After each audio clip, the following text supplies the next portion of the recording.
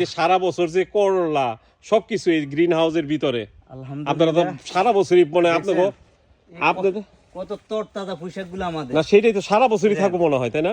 আলহামদুলিল্লাহ এই পুঁইশাক করলা এই যে করলা এখন নতুন করে এই ইনশাআল্লাহ যে যখন 10-12 ইউরো 15 ইউরো থাকবো কেজি তখনও তো আপনাদের করলা থাকবো। আলহামদুলিল্লাহ থাকবে এবছর আমাদের ওই রকম তখন আমরা কি এই জায়গায় চলে আহম না নেওয়ার লেগে? আপনাদের জন্য আমাদের ভিক্টোরিয়া দোকান এবং এই ক্ষেত দুইটা আমাদের এবং তাজা নিজেদের ফার্মের সবজি আপনারা তাজা সবজি খাবেন আমাদের ক্ষেতের সবজি আপনারা 79-80-তে আসবেন ভিক্টোরিয়া।